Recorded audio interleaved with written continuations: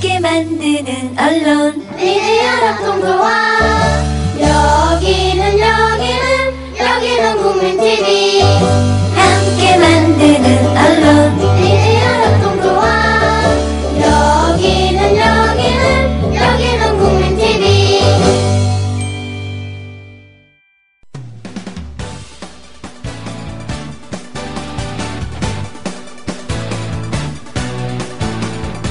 미디어 협동조합 서영석 이사장의 서영석 타임스.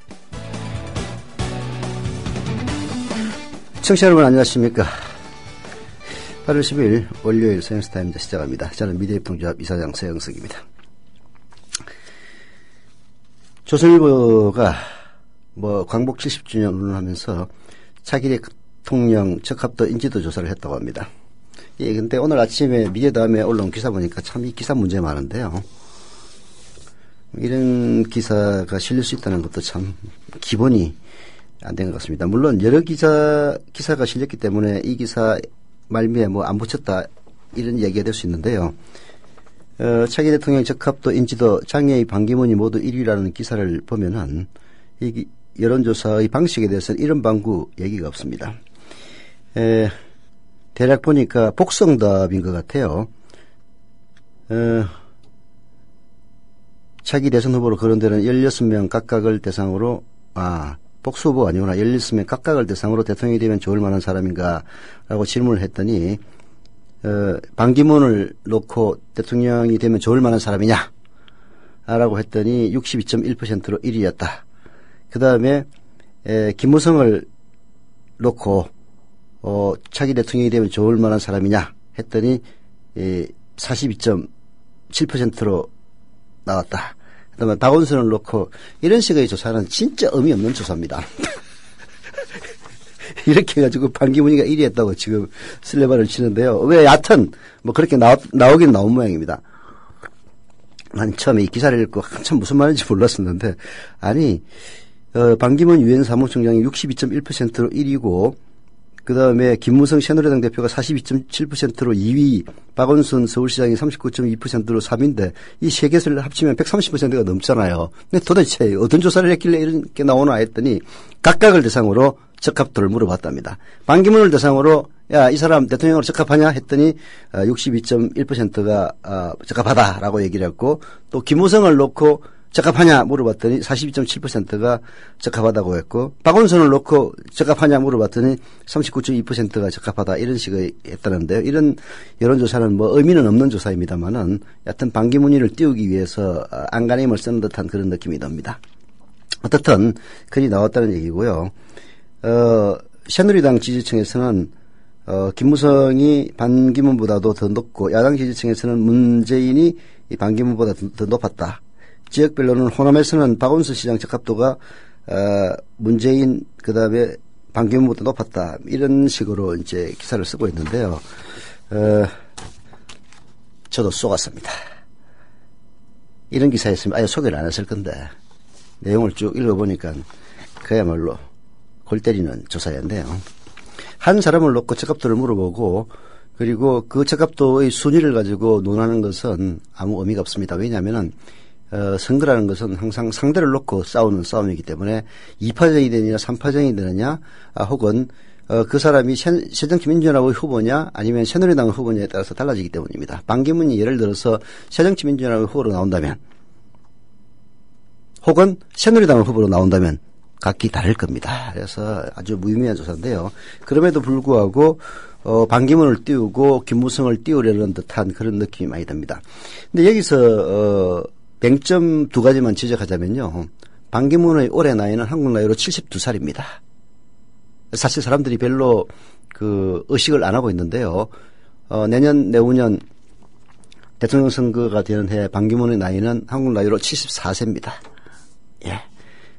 만약 대통령이 당선, 출마할지도 불분명하지만, 만일을 더해가지고 대통령이 당선된다면은, 퇴임하는 날은 79세입니다. 물론 우리나라에서 칠순 고령의 대통령이 출연하긴 했습니다. 김대중 대통령이 그분이죠.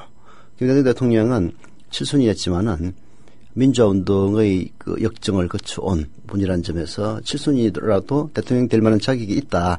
이런 평가는 받으셨죠. 반기문 총장은 그 노무현 정부 때 외교부 장관을 하다가 그때 당시 주미대사로 나가 있었던 홍모 제1부 회장이 사실은 유엔 사무총장을 지망하다가 삼성 엑스파일 사건인가요? 그 때문인가 하여튼 그 역풍을 맞아가지고 좌절하는 바람에 반기문 총장이 유엔 사무총장이 되었고 재선을 했던 인물입니다.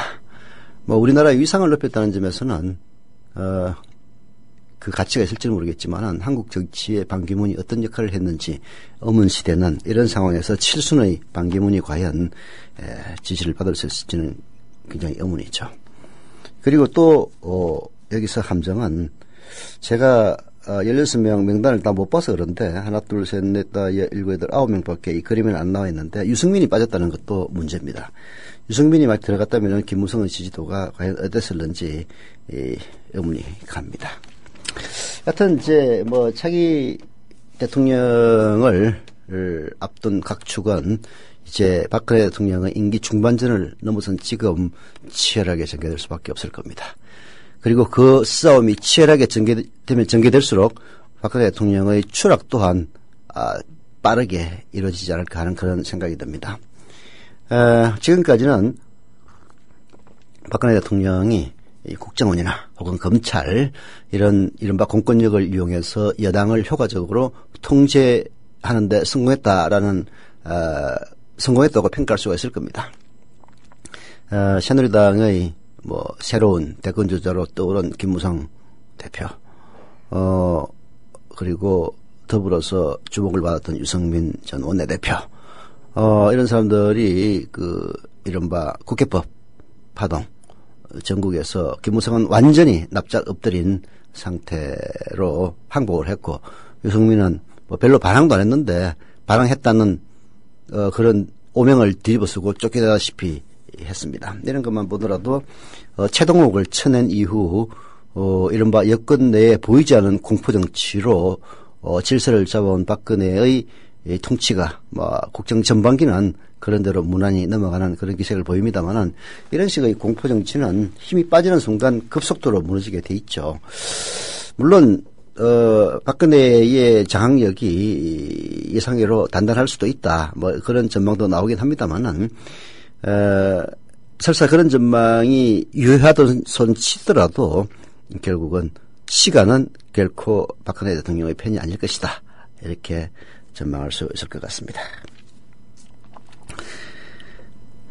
하지만 정권을 교체하는 일은 정말 힘든 일입니다. 왜 힘드냐? 대한민국의 언론은 그야말로 완벽하게 새누리당에게 장악되어 있다고 해도 과언이 아니기 때문입니다. 저희 국민TV를 비롯해서 뭐 뉴스타파 또 최근에는 TV조선에 대항하는 뭐 대한TV인가? 뭐 그런 것도 나오는 얘기를 듣긴 들었는데요. 이런 대한 언론들이 각기 자기 역할을 다하면서 비록 인터넷을 기반으로 하지만은 치열하게 대항할 수 있는 그런 능력과 환경을 만들어 나가는 길이야말로 자기 정권을 앞둔 그런 싸움에서 최소한 기울어진 운동장을 한 1도라도 정상으로 돌려놓는 데 기여하지 않을까 하는 생각이 듭니다. 참 먼 길입니다. 예.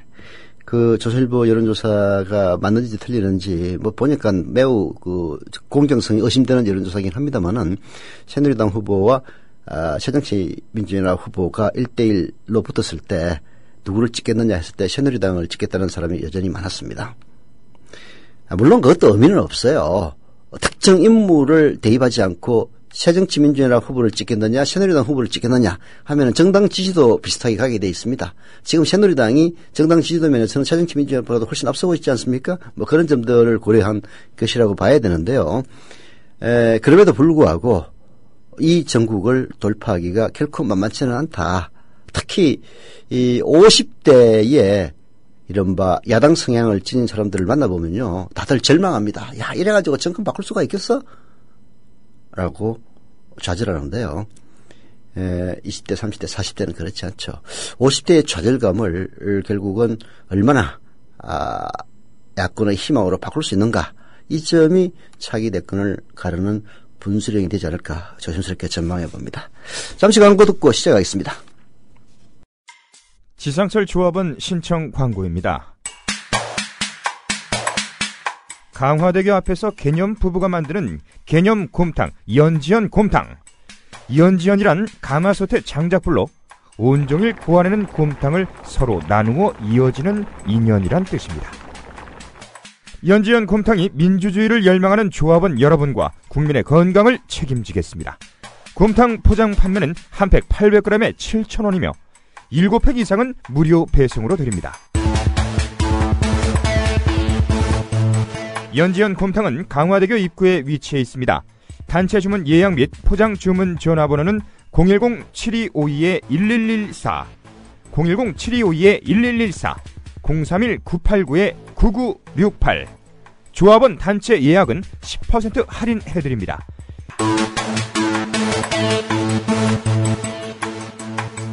포장 판매 금액의 10%는 국민TV 후원금으로 쓰입니다. 네, 오피니언 비평 시간입니다. 김현진 PD. 네, 안녕하세요. 김현진입니다. 자, 이 법과 정의, 이게 누구를 위해 존재하는지 근본적으로 의심하게 만드는 일이 강원도 탄광촌에서 벌어지고 있습니다. 박근혜 대통령이 대국민 담화에서 이른바 노동개혁의 필요성을 강조하던 지난 6일, 동양시멘트 하청업체 해고 노동자에 대한 법원의 구속영장이 발부됐습니다.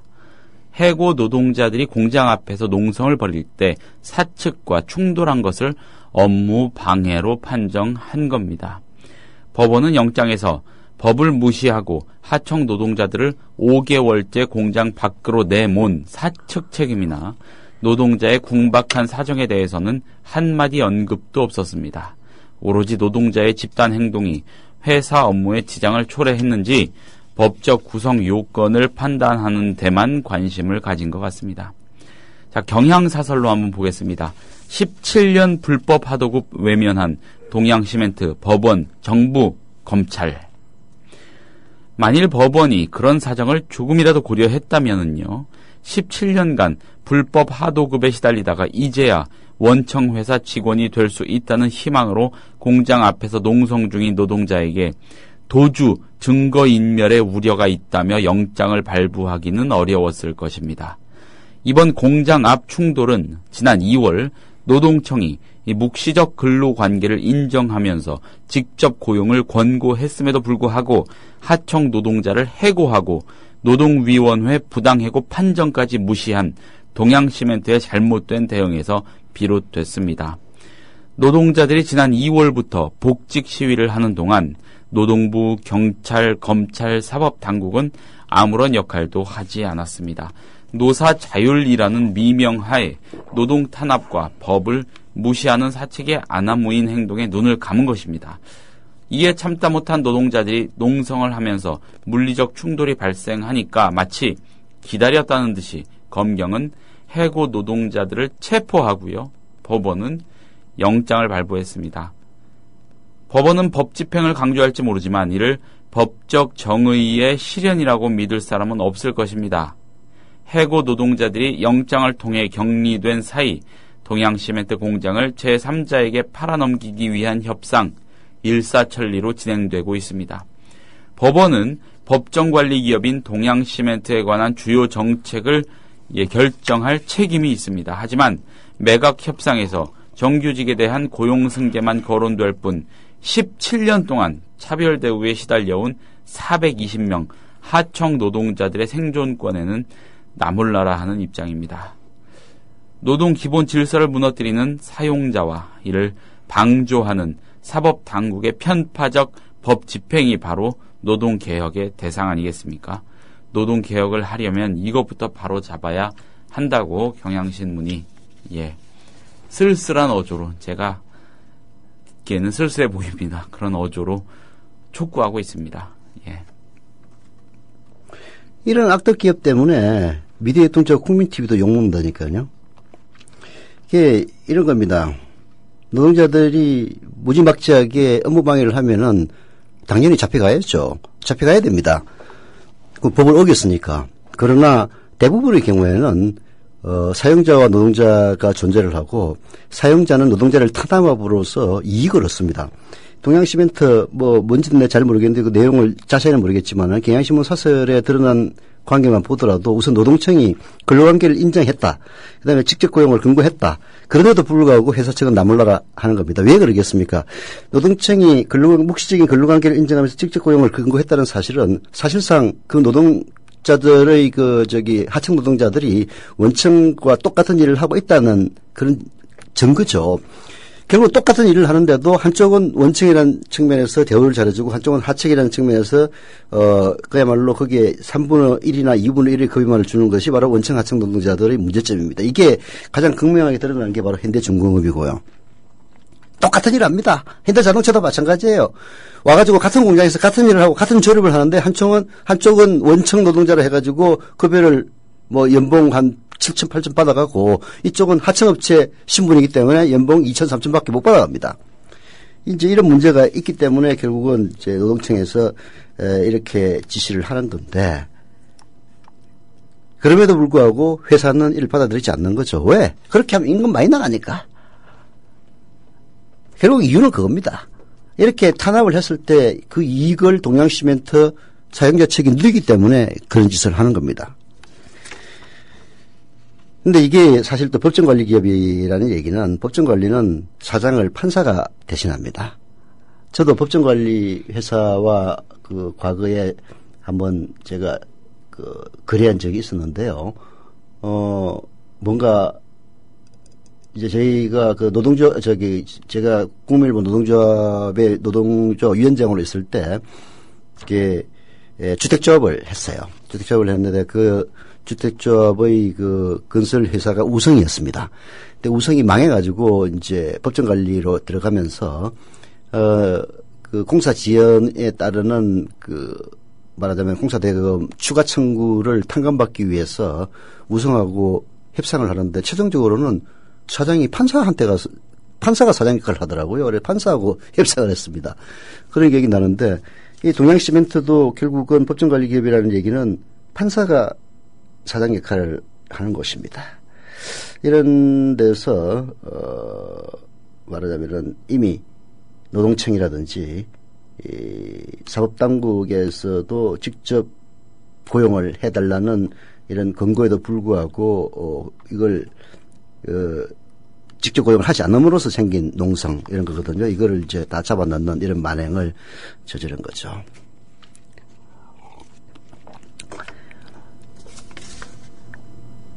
혹시 또 이 비평을 하다 보면은 야 BDF 등잡 니들은 노조 아님이라고 선언했다며 이런 얘기 할 것 같아서 제가 높아심에서 얘기하는데요. 경우와 다릅니다. 그러나 겉으로 드러나는 양상은 비슷해 보여가지고 참 저희들도 곤혹스럽습니다.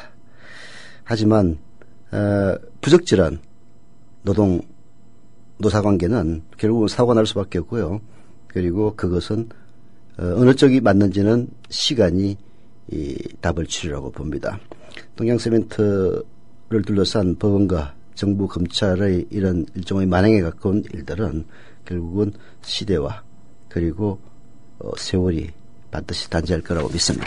17년 동안 이런 대우에 시달리면서 일을 한 사람들인데 글쎄요. 법도 중요하고 규정도 중요하지만 이 사람들이 결국은 참. 아니, 법과 규정이 중요한데, 법과 규정대로 했으면 이런 일이 일어날 수가 없죠. 보십시오. 노동청이 지난 2월에 묵시적 근로관계를 인정하면서 직접 고용을 근거했다는 것 아닙니까? 오죽했으면 노동청에서 근거를 하겠어요. 이거는 법적으로, 실질적으로 하청 노동자지만은, 하청 노동자의 신분이지만 실질적으로 원청 노동자와 동일하다고 노동청이 인정을 한 겁니다. 그렇잖아요. 그러면은, 인정해주면 돼요. 인정해주면 되는데 왜 인정을 못 하겠습니까? 왜 인정을 못 하겠어요? 인정을 해주는 순간 급여를 더블 이상 올려줘야 되기 때문에 못 해주는 겁니다. 오로지 돈이죠. 아니, 원청과 하청의 경우에는 가장 중요한 게 요즘은 이제 그 비정규직도 노동조합을 결성할 수 있기 때문에 노조가 없는 것도 아니에요. 비정규직 노조가 따로 있습니다.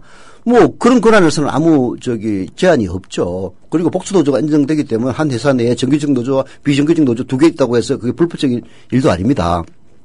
그러면은 왜 그걸 인정을 못 해주겠냐. 원청 노동자를 인정하는 순간 대우를 원청에 똑같이 해줘야 되니까 회사에서는 싫은 거죠, 그게. 그 17년 동안 이런 차별에 시달리다가 이제 좀 절차와 법에 의해서 구제를 받아보려는 사람들, 그런 과정에서 시위하고 요구해온 사람들이 도망가거나 증거를 감출 우려가 있다는 근거로 잡아가둔다. 와, 이유야 뭐 뻔한 거죠. 이 사람들이 어디로 사장이 결국은 어디로 도망갈까요? 법은 판사가 사장 역할을 하고 있지 않습니까? 노동자들이 17년 동안 하청에 시달렸다는 얘기는 17년 동안이나 제대로 받을 거 못 받고 일을 했다는 얘기인데 오로지 원청이 되기만을 고대하면서 그래서 노동청에서도 그게 원청으로 하라 하니까 기대를 했을 거 아니에요. 안 해주니까 가가지고 삿대질하고 지랄을 했겠지. 뭐 안 봐도 뻔한 거 아니야. 근데 그 사장이 법원 판사가 사장 역할을 하니까 그 보고를 받고 뭐 이런 새끼들이 다 있어. 법을 어겼어? 잡아 넣어. 구속영장 오니까 바로 발부해 줬겠죠. 물론 영장 전담 판사와 그리고 이게 뭐죠? 부실기업, 법정관리기업의 그 CEO 역할을 맡는 판사하고 동일 인물은 아닙니다. 그렇죠. 동일 인물은 아니지만은 뭐 비슷하게 이제 그렇게 됐다고 봐야 되겠죠. 참 뭐 세상에 이런 일이 한두 군데서 일어납니까? 예. 감옥에 잡혀가는. 영장이 발부됐다는 건 뭐 구속이 됐다는 건데 그렇습니다. 그동안 해온 고생도 억울할 텐데. 예. 자. 다음 토픽으로 좀 넘어가 보겠습니다. 네. 경기가 지금 부진합니다. 거기다가 메르스 사태, 뭐 아직도 여파가 있는 거겠죠. 네. 여기까지 겹쳐가지고 영세 자영업자들의 폐업이 크게 늘어난 것으로 나타났다고 합니다. 어제 통계청 자료를 보면은요, 영세 자영업자 올해 상반기에 397만 5천 명으로 이 한 해 전에 견줘서 10만 7천 명이나 줄어들었습니다. 이런 크기는 1995년 상반기 이후 20년 만에 최저치라고 하고요. 이 영세 자영업자라고 하면 고용원을 두지 않은 채 자영업을 하는 사람들을 일컫습니다. 홀로 또는 급여를 받지 않은 가족과 함께 꾸려가는 그런 양태의 사업장을 일컫는 것이겠죠. 폐업한 영세 자영업자들이 지금 같은 경제 상황에서 새로운 일을 찾기가 쉽겠습니까? 자영업의 구조조정이 진행되고 있다며 긍정적으로만 받아들여서는 안 되는 까닭입니다. 네. 한결의 사설을 한번 짚어보겠습니다. 자영업 이딴 폐업에 담긴 메시지, 이런 제목이고요. 자영업 비중이 지나치게 높다는 얘기는 오래전부터 나왔습니다. 무급 가족 종사자를 포함한 자영업자 비중은 지난해 전체 취업자 가운데 28.2%로 경제협력개발기구 평균치의 2배 가까이 됩니다. 미국 6.8%, 일본 11.8%, 등등 몇몇 선진국에 견주면 편중 현상이 더 도드라집니다. 조금씩 줄어들고 있는데도 이런 겁니다. 자영업은 사업 규모가 작고 지속 가능성이 떨어진다는 점에서 비중이 높으면 경제 구조가 취약해질 수 있습니다. 최근 12년 동안 자영업자들의 3년 생존율이 53.9%에 그친 게 이를 애둘러 말해줍니다. 야, 이렇습니까? 3년 동안 버티는 사람도 2명 중 1명밖에 안 된다는 겁니다. 높은 거예요? 야, 아니 이게 낮다는 얘기죠. 이만큼 힘들다는 얘기죠. 3년 생존율이 53.9%라면 높은 겁니다. 아, 이거 높은 거로 봐야 되는 그럼요. 겁니까? 자영업은 10명 중에 성공하는 사람이 1명이라고 보면 딱 저는 맞다고 봐요. 아, 그래도 이게 3년 생존율이니까 이만큼이라도 나오는 거예요. 이걸 아마 5년 생존율로 늘리면은 확 줄어들 겁니다. 그렇게나 취약한, 야, 그렇군요. 자영업 구조조정이 필요하다는 지적이 잇따를 수밖에 없는 이유이기도 합니다. 이 사람들 얼마나 힘들게 버티고 있는지와는 무관하게요. 그럼에도 영세 자영업자들의 가파른 감소세는 걱정스럽습니다. 이들은 도소매, 음식, 숙박업에 특히 많은데 대형 할인점이나 유통 체인점에 밀리고 자기들끼리 과당 경쟁하다가 도태됩니다. 문제는 전체 자영업자의 견주어 줄어드는 속도가 너무 가파르다는 점입니다. 이들 자영업자들이 폐업에 따른 부담을 감당하기가 벅찰 수밖에 없습니다. 괜찮은 일자리가 드물고 정규 노동시장에 들어가기 어려워서 자칫 빈곤층으로 추락할 수도 있는 것입니다. 특히 명예퇴직이나 감원 등으로 물러난 중고령층이 그럴 가능성이 더 큽니다. 그런 만큼 정부가 중심이 돼서 대책을 마련해야 할 것입니다. 쉽지는 않겠지만 손을 놓고 있어서는 안 됩니다. 영세 자영업자들의 전직 알선과 이를 위한 훈련 등에 관심을 기울여야 할 때겠죠.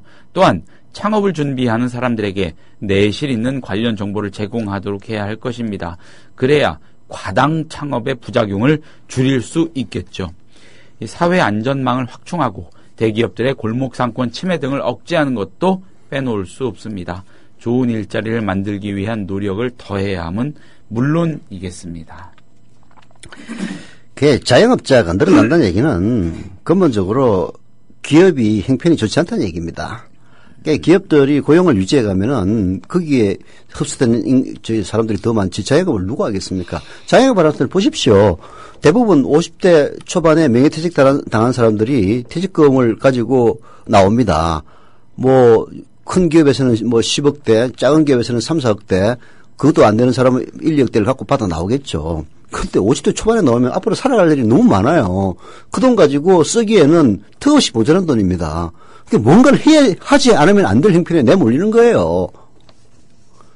그래서 이제 초등학교 교장 선생님을 했던 분이 나와가지고 도저히 뭐 자영업 같은 거 해가지고 성공할 자신이 없으니까 아파트 경비원으로 취직하고 하는 일이 벌어지는 겁니다. 아파트 경비원 취직하면 뭐 힘이야 들지만은 그래도 한 달에 뭐 100만 원 이상 나오니까 이제 퇴직금 받았겠다. 애들 교육은 다 시켰겠다. 그냥 부부 용돈이나 하면 되지. 이런 심정으로 하는 거예요. 근데 그러지도 못하는 사람들, 특히 이제 한 50대 초반에 들어가지고 애들 막 시집장가 보내 애들 저음에 있는 사람들은 퇴직금 받아가지고 시집장가 보낼 수는 없는 것 아닙니까? 그래서 자영업을 하는 겁니다. 그래서 쉬운 자영업, 제일 쉬운 게 커피 가게, 그다음에 음식점 아닙니까? 뭐 예를 들어서 그 치킨집들이 뭐 그야말로 대한민국 치킨집 수가 뭐 한 동네에 뭐 수십 개 수백 개가 된다는 이런 이야기도 결국은 취업 전선에서 떨어져 나온 50대 층들이 많기 때문에 그런 일이 벌어지는 거예요. 그런 치킨집 하나 하려면 그래도 돈 1, 2억은 듭니다. 그 정도 돈 있는 사람들이 누구겠습니까? 저축해가지고 1, 2억 모아가지고 치킨집 내는 사람은 극히 드물어요. 퇴직금 받아서 나오는 퇴직금 받아가지고 하는 겁니다. IMF 때 그때 김대중 정부가 IMF 사태를 벗어나려면은 기업들이 구조조정을 해야 되는 건 불가피한 일이었거든요. 그게 뭐 CEO가 뭐 돈을 갖다가 낭비를 했건 횡령을 했건 배임을 했건 회사나 했든 망하면은 쭉 그냥 실업자들이 양산이 되니까 어떻게든 살려야 될 것 아닙니까? 그래서 그야말로 무지막지한 구조조정을 단행해가지고 많은 월급쟁이들이 그야말로 실업전선으로 쫓겨 나옵니다. 이거를 이제 정부 차원에서 대책을 마련한 게 그때 PC방, 비디오방, 그리고 책 대여점입니다. 그때 아니었으면요, 책 대여점 같은 것은 챙길 수가 없습니다. 왜냐하면은 이것도 도서유통망이라든지 이런 뭐 대한도서 출판협회라든지 이런 게 일종의 이익단체가 돼가지고요, 책을 말하자면 빌려주기 시작하면 누가 책을 사서 보겠습니까? 그래서 그거 뭐 몇 번 책 임대업이 성의되고 하다가 안 되곤 했거든요. 아이고, 독서 문화를 진흥 창달해야 될 정부가 책 대여점을 허가해 주면 어떡하냐 해가지고 못됐어요. 이게 IMF 때 그게 다 된 겁니다. 그래서 뭐 PC방, 비디오방, 책 대여점이 아주 우죽순으로 생겨났죠. 그때 뭐 정부에서 지원도 해주고 그랬습니다. 그래가지고 이제 과당 경쟁이 되니까 또 줄줄이 망하고 뭐 지금은 어느 정도 안정화됐습니다만은 이제 지금은 아예 그런 실직에 대한 대책 자체가 없는 시대로 접어들었어요. 특히 이명박근혜 정부는 더 그렇습니다. 이쪽은 아예 신경 안 쓰니까 말아 사시오. 뭐 자본주의 논리에 따라서 해가지고 사업에서 돈 벌면 지가 벌고 망하면 지가 망하는 거지. 이런 식으로 이제 내팽개쳐 두고 있지 않습니까? 근데 문제는 아까 얘기했다시피 퍼센티지에서도 나왔습니다만은 너무 많다는 게 문제예요. 그래서 경제학자들은 많으면은 경쟁시켜가지고 도태시켜야지 이 지랄 하는 사람들도 있는데 한겨레신문 사설이 지적했다시피 그렇게 해서 도태되면은 또 다른 사업을 찾아갈 수 있는 여력이 있느냐? 사업 망하면 재기하기 어렵습니다. 사업 망하면 되게 빚집니다. 그러면은 그때부터는 인생 그야말로 막장 자타는 거예요. 막대한 빚에 시달리고 그리고 더 이상 해볼 자본도 없고 여력도 없고 빈곤층으로 떨어지는 거죠. 근데 아이러니한 이런 빈곤층들, 이런 자영업자들이 새누리당을 지지한다는 게 난 진짜 이해할 수 없는 아이러니예요. 그런 인간들이 사실 요즘 메르스라든지 이런 것 때문에 형편이 어려워지면 제일 먼저 타격받는 게 관광업계하고 또 음식점이거든요. 사람들 잘 안 모이고 그러니까. 그 음식점에 가가지고 그 음식점 주인한테 국정원 도청에 대해서 물어보면은 아이고 내 같은 사람 뭐 도청합니까? 간첩 잡으려면 도청해야지. 이지라고 있는 그 자영업자들이 바로 망하는 자영업자들입니다. 이 정권으로부터 버림받고 위면받아가지고 언제 퇴출될지 모르는, 그렇게 사면 퇴출되면은 영원히 빈곤층으로 추락해서 앞으로 올라갈 기회조차 박탈당하는 그런 이 정권을 지지한다는 게 난 진짜 이해 못할 아이러니예요. 그뿐입니까? 고령층들, 폐지 줍는 그 할머니들 불쌍하게 보이지만 그 사람들이 박근혜의 가장 강력한 지지층입니다. 아이고 제가 이렇게 살더라도 우리 공주님 지지해야죠. 이런 영감탱이 할망탐구들이 저는 이해하기가 어려운 거죠.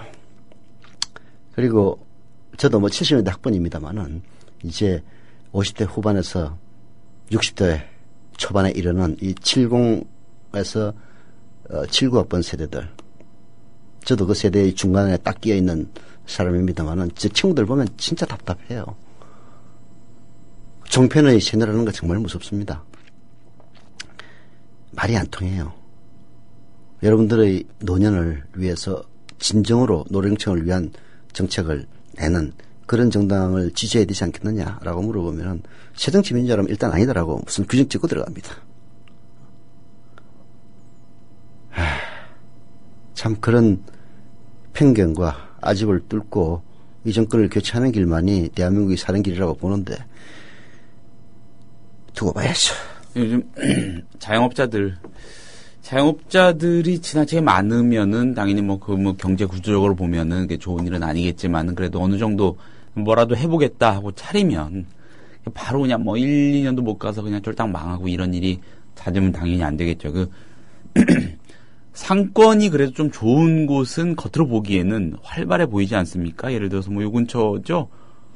국민TV 있는 홍대 쪽으로 넘어가는 길목에 상수동 이런 쪽, 아니면은 요새 홍대 상권이 팽창한 연남동, 홍대 거리는 말할 것도 없고요.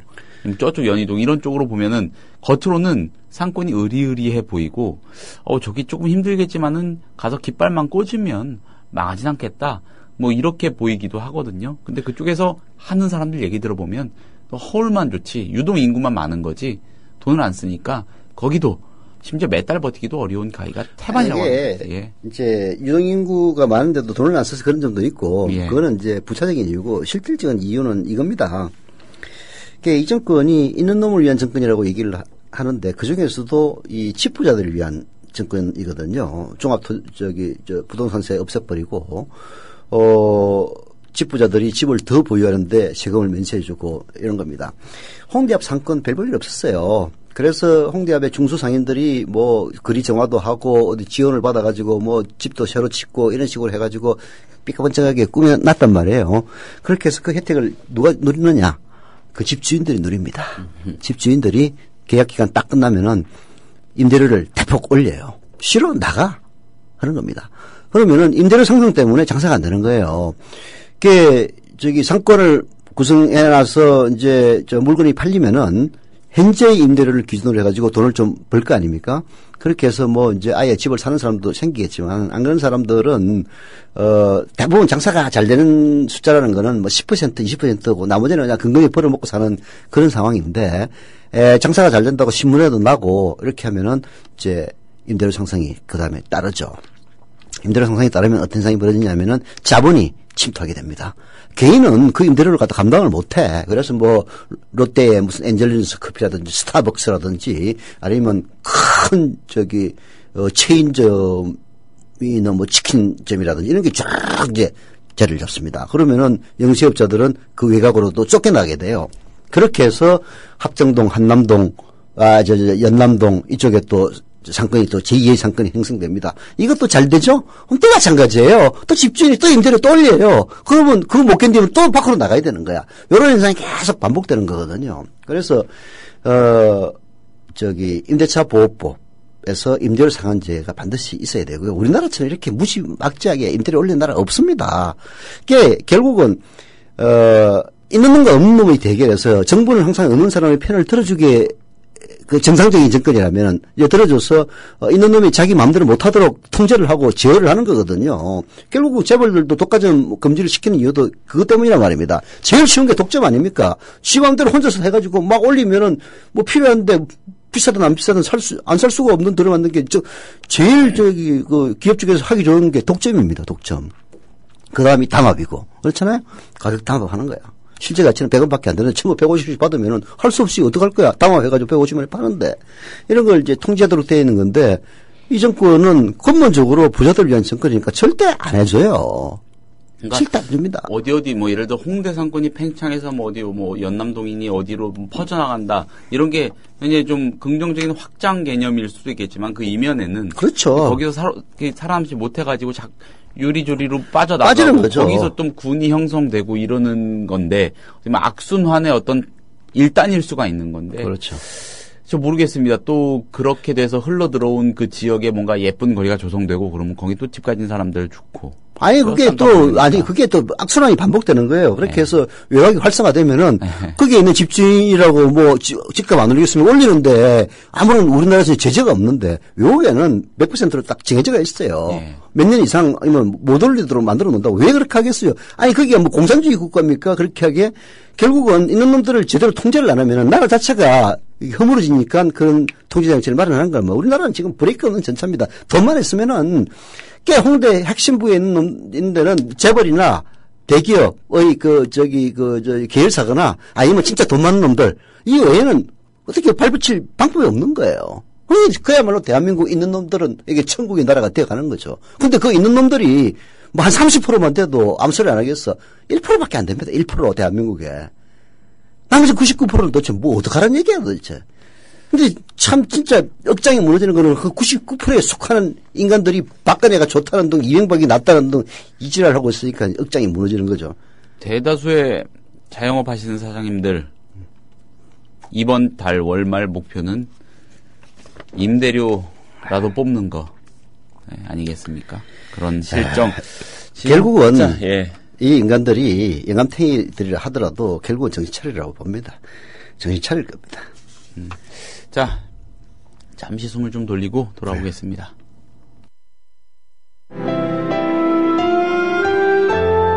주장이 질서를 만나면 아름다워집니다. 주장이 화해를 만나면 힘이 생깁니다. 주장이 감동을 만나면 희망이 됩니다. 주장이 배려를 만나면 마음을 움직입니다. 마음을 움직이는 힘, 배려에서 시작됩니다. 한국방송광고공사 공익광고협의회.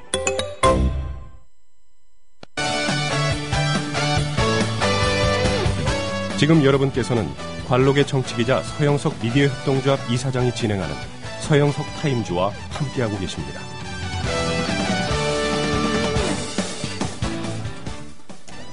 자, 정부와 여당이 2013년 교학사 교과서 파동 이후 각계의 반대로 수면 아래로 가라앉았던 역사 교과서 국정화를 기어코 밀어붙일 모양입니다.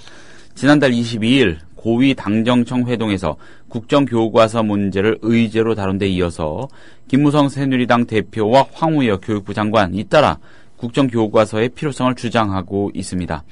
9월 말로 예정된 2015년 개정교육과정 고시를 통해 국정화를 강행하려고 군부를 지피고 있다는 인상을 지울 수 없습니다. 국정교과서는 교과서의 지필과 편찬, 수정과 개편까지 교육부 장관의 뜻대로 하는 독점적인 교과서입니다.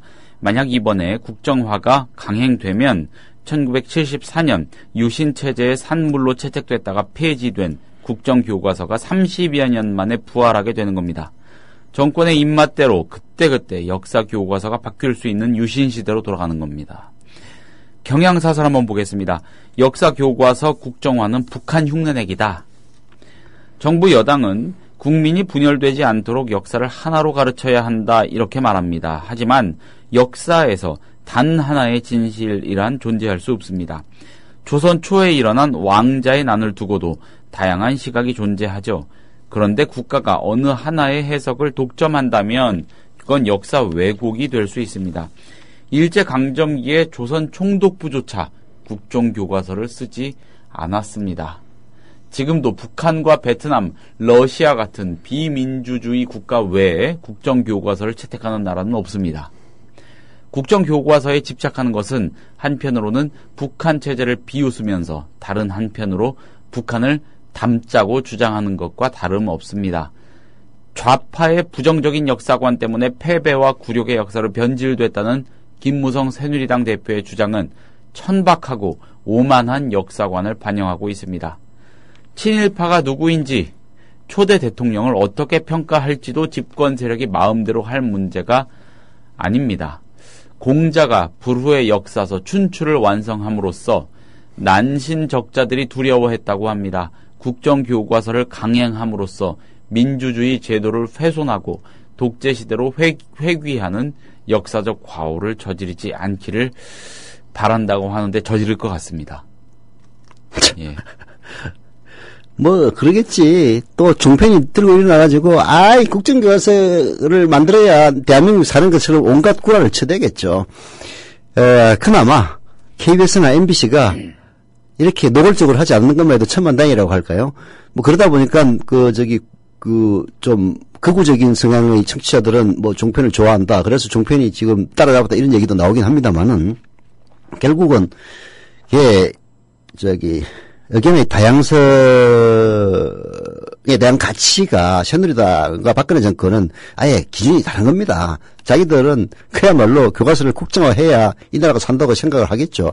뭐 그 이면에는 약삭빠른 인간들이 자기 자신의 친일 혹은 자기 자신 가계의 친일이라든지 혹은 독재 전력을 국정교과서로 하여금 가릴 수 있도록 하겠다는 그런 뭐 의도도 내포되어 있겠습니다만은 방금 경향신문 사설이 지적하듯이 북한이나 베트남, 러시아 같은 나라에서나 국정 채택하고 있고 심지어 조선 총독부도 국정교과서를 채택하지 않았던 이런 시대에 국정교과서를 강행하려는 이 정권의 작태 국민들이 용인한다면은 뭐 어떡하겠습니까? 답답합니다. 이럴 때는 진짜 이 나라에 살기가 싫어집니다. 국정교과서로 배우신 적 있습니까? 학창 시절에? 우리야 유신 때 내가 중고등학교를 다녔으니까 박정희 때 하고 유신 때 다녔으니까 그때 국정교과서였지. 그때 금인영 교과서가 없었던 것 같아. 그러면은 지금도 국어는 국정이죠? 국어는 아닐까요? 요즘 뭐 애들 교과서 내가 안 쳐다봤으니까 모르겠네요. 딱 한 권 있는 겁니까? 진짜 말 그대로? 그렇죠. 국정교과서는 나라에서 발급하는 딱 한 종류만 존재합니다.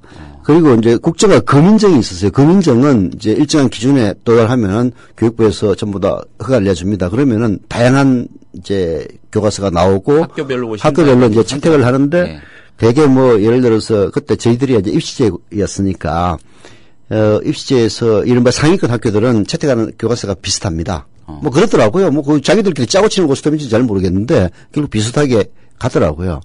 그리고 또 그 지역에도 상위권 학교들은 거의 비슷한 교과서를 채택하는 경우가 많습니다. 근데 이제 저희들 때는 아마 국정이었던 것 같아요. 국정이었을 겁니다. 뭐 정확하게 기억이 잘 안 나는데 교과서 배울 때 뭐 국정인지 금인정인지 뭐 알고 배웁니까? 뭐 솔직한 얘기로. 요즘이야 이제 보면은 뭐 금성사로 돼 있으니까 이게 국정이 아니구나 알지만은 그때는 그냥 그때 문교부였죠. 문교부에서 그냥 교과서 나오면 그냥 사서 썼던 그런 기억밖에 안 나죠.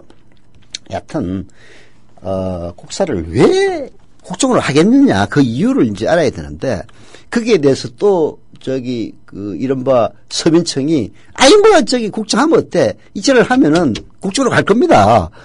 국정이라는 게 의견의 다양성을 말살하고 결국은 친일파들의 후손들과 독재자들의 후손들이 자기 조상들의 과오를 가리기 위해서 하는 수작질 아닙니까? 사실 톡 까놓고 보면 그게 이유라고 봐야 되겠죠. 그래서 김구를 테러리스트라고 이 지랄 병을 치는 새끼들부터 시작해가지고 명성황후를 갖다가 무슨 왕후라고 객가시킨다든지 일본 왕을 갖다가 천황이라고 부른다든지 그런 일련의 사태를 통해서 과거 일제 36년간 일본에 협력했던 것이 불가피한 일이었다.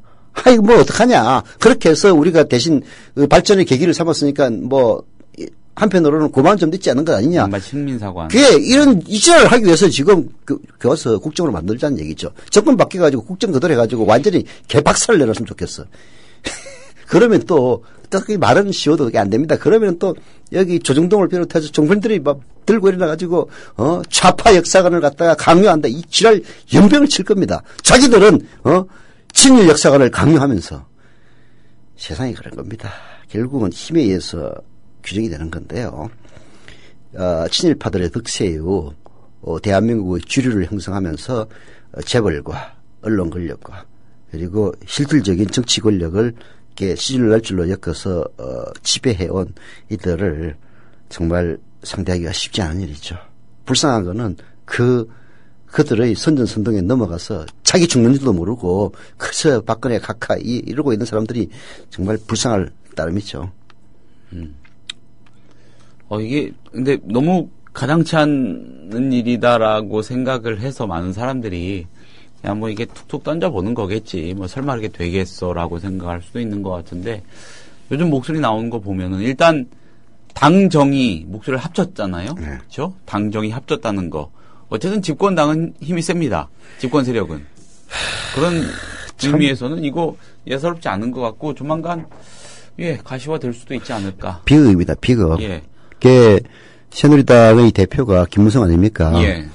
김무성의 부친의 친일 전력 논쟁이 지금도 계속되고 있습니다. 보니까 친일인 것 같기는 한데 또 친일이면서도 교육사회 열심히 했다는 이런 또 반론들도 있고. 근데 결국은 일제시대 때 잘 먹고 잘 사는 사람인 거는 분명하잖아요. 그렇잖아요. 그거 부인할 수가 없는 겁니다. 그런 상황에서 박정희의 친일 전력과 김무성의 친일 전력, 김무성 가계의 친일 전력이라고 비춰지는 그런 점들이 결합됨으로써 결국은 교과서 국정화 방향으로 틀고 있다는 것이 대한민국의 참 큰 비극이라고 생각합니다. 비극이에요. 박정희는 자기가 만주 육사를 들어가가지고 일본 육사로 졸업을 하고 했지만은 최소한의 민족의식은 갖고 있었어요. 최소한의. 술 처먹으면은, 일본, 육사 시절에 군가를 불렀다, 이런 얘기도 있는데, 그거는 박정희가 출세하기 위해서, 그야말로 살아왔던 인생 역정에서 나오는 거라고 보이는 거고, 그 이후에 했던 것들을 보면은, 일본에 대해서 나름대로의 자존을 지키려는 그런 최소한의 노력들을 합니다. 그런데 지금 있는 인간들을 보면 그런 최소한의 노력 맞지 않은 것 같아요. 오히려 더 악화됐어. 도저히 참. 그래서 교과서를 국정화해서 자기들의 친일 전력을 가리고 그렇게 해서 자기 만족을 얻을지는 모르겠습니다만은 그로 인해서 사상의 다양성이 말살됨으로써 거기에서 잃는 국가적인 손실이 훨씬 더 큰 거죠. 정신 제대로 박힌 사람이라면은 절대 찬성할 수 없는 일인데 대한민국에서는 절대로 일어날 수 없는 일들이 반드시 일어난다는 게 참으로 아이러니한 일입니다. 이렇게 되면은 이런 기준이 강요될 거 아닙니까? 사회 전반으로. 그렇죠? 그러니까 그거하고 좀 논조를 달리하는 서적들, 떳떳하게 그런 이야기를 할 수 있는 학자들 정도는 모르겠지만은 논조가 좀 다른 그런 서적들은 다소 좀 불온시되는 그런 분위기로 흘러갈 가능성도 있고, 옛날에 학생운동 하던 시절처럼 대학생들 사회과학 학회 같은 거 하면은 좌파 서적들 제목 안 보이게 들킬까봐 흰 종이로 싸서 읽고 그러던 시절로 돌아가는 거 아닌가 모르겠습니다. 아휴, 참. 자, 아무튼. 답답합니다. 예. 이 얘기는 요 정도로 해보고요. 마지막으로 또 한 가지 토픽 좀 얘기를 나누어 보겠습니다.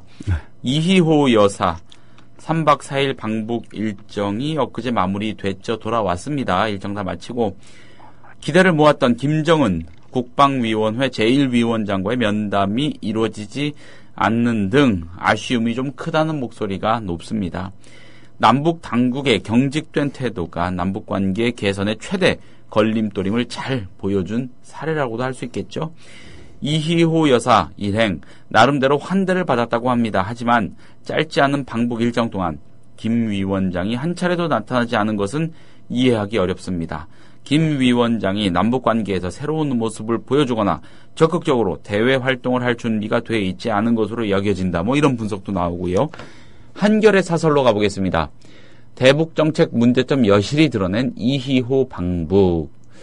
자, 그렇다고 하더라도, 재반 사정이 그렇다고 하더라도, 지난해 12월 자신이 친서를 통해 초청한 이희호 여사를 직접 만나지 않은 거, 김정은 얘기하는 거죠. 이건 예의에도 어긋난다는 지적이 일단 나옵니다. 어려서 그럴까요? 이 양반이. 이희호 여사의 방북 기간 내내 맹경일 조선아시아태평양 평화위원회 부위원장 수준에서만 접대가 이루어진 것도 유감스럽습니다. 웬일인지 아태평화위 위원장인 김양건 노동당 비서도 모습을 보이지 않았습니다. 북쪽이 이번 방북을 철저하게 실무적인 수준에서 대처했음을 알 수 있는 겁니다. 정부가 이번 방북의 의미를 축소하려 했던 것도 문제입니다. 정부는 일찍부터 이희호 여사를 통해 전달할 대북 메시지 없다. 이렇게 못 박았습니다. 또 이희호 여사가 6.15 공동선언에 깊이 관여했던 임동원 전 통일부 장관 및 박지원 새정치연합 의원 등이 함께 가기를 원했지만 통일부는 이들이 정치인이라는 이유로 거부했습니다. 정치인 동행은 인도적 지원이라는 방북 목적에 어긋난다는 겁니다. 그 결과 남북 접촉 경험이 많은 이는 방북단의 한 사람도 포함되지 않았습니다. 북쪽은 이를 남쪽 정부가 관계 개선을 바라지 않는다는 신호로 해석했을 가능성이 높죠. 거듭 말하지만 남북 관계를 주도할 수 있는 자원은 남쪽이 훨씬 많이 갖고 있습니다. 우리 정부의 의지에 따라 남북 관계가 좌우될 수 있다는 뜻입니다. 예.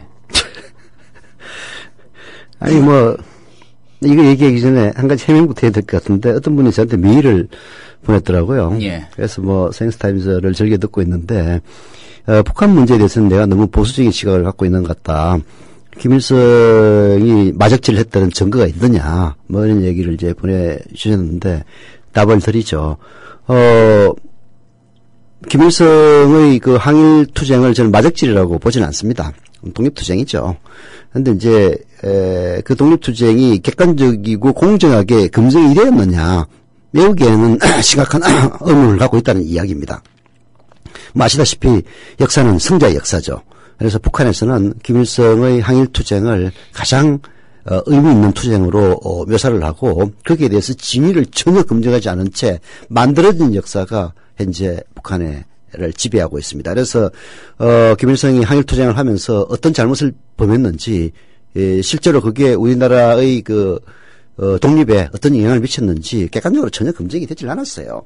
결과는 항일투쟁을 했다는 전력으로 북한을 지배하는 지배계층이 된 것이고 그 지배계층이 계속 권력을 세습하고 대물림을 함으로써 이른바 북한의 1%를 구성했다. 그런 이야기입니다. 우리가 재벌의 이 세습을 비판하고 하면서 북한의 이런 세습을 인정할 수는 없는 거죠. 그래서 비아냥된 겁니다. 김정은이 지가 잘나서 지금 북한에 무슨 위원장이 됐습니까?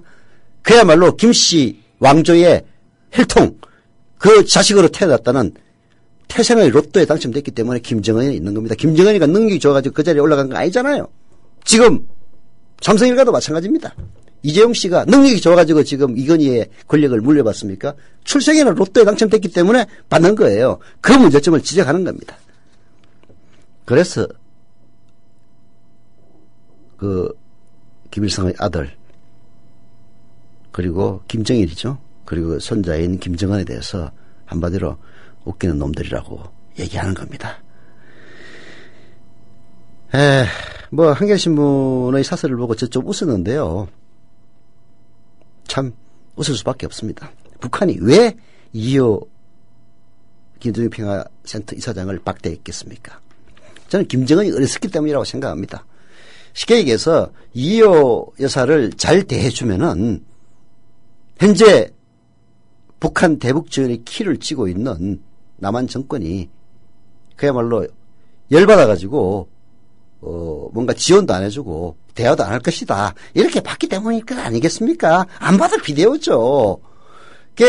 이효 여사가 방북했을 때 북한으로서는 이런 기대를 했을 겁니다. 겉으로는 뭐 아니다 하더라도 속으로는 뭔가 박근혜 메시지를 들고 왔을 것이다. 이런 식으로 생각했을 겁니다. 저도 그렇게 분석했잖아요. 정상적인 정권이라면은 겉으로 얘기는 못하지만은 이런 찬스에 뭐 북한하고 어저께 뭐 통큰 뭐 대화를 하겠다는 정권이라면은 메시지를 보냈을 거란 말입니다. 그런데 전혀 반대했죠. 메시지를 보내기는커녕 박지원이나 임동원이 같이 동반 방북하는 데 대해서도 뭐 반대하고 그러니까 김정은이 보기에는 이거 잘못했다가는 진짜 완전 남북 관계가 이효 여사를 잘 대해주면은 대남 관계가 완전히 경색될 수도 있다고 생각했기 때문에 자기 아버지와 정상회담을 했던 김대중 전 대통령의 부인임에도 불구하고 실질적으로 박대를나 다름없는 그런 행위를 했다. 저는 그렇게 보는 겁니다. 김정은이가 물론 그럼에도 불구하고 그래서는 안 되죠. 안 되지만은 나름대로 자기 신뢰를 저는 선택한 거라고 봅니다.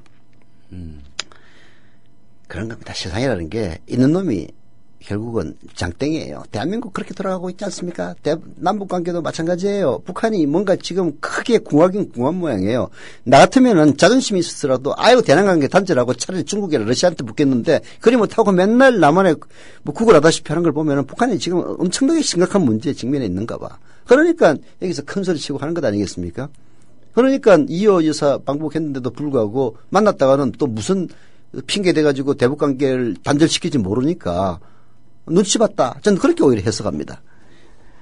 눈치 봤다. 눈치 본 거죠. 이거는 보나마나 뻔한 겁니다. 그러니까 지금 정권의 좀 심기를 불편하게 만들지 않기 위해서 그럼요. 이희호 여사를 죄송하지만 좀 한마디로 생깠다. 그렇죠. 왜 김정은이가 만나러 안 왔겠습니까?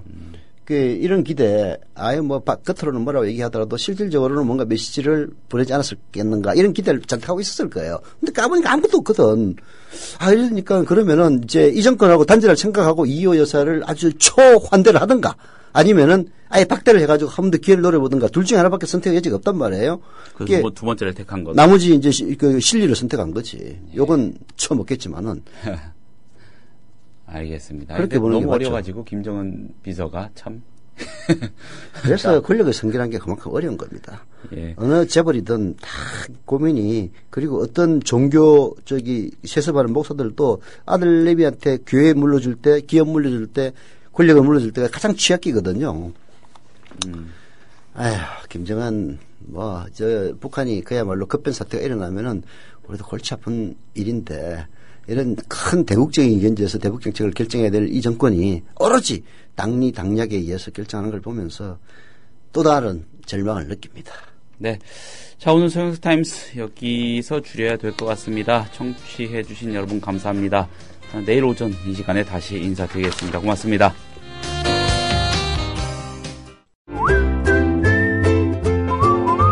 국민라디오 팟캐스트 응원하는 가장 쉬운 방법 아시나요? 다운로드하기, 별점 주기, 댓글 달기, 구독하기. 국민라디오 팟캐스트 널리 알리는 가장 쉬운 방법. 다운로드하기, 별점 주기, 댓글 달기, 구독하기. 기억하세요. 다운로드하기, 별점 주기, 댓글 달기, 구독하기.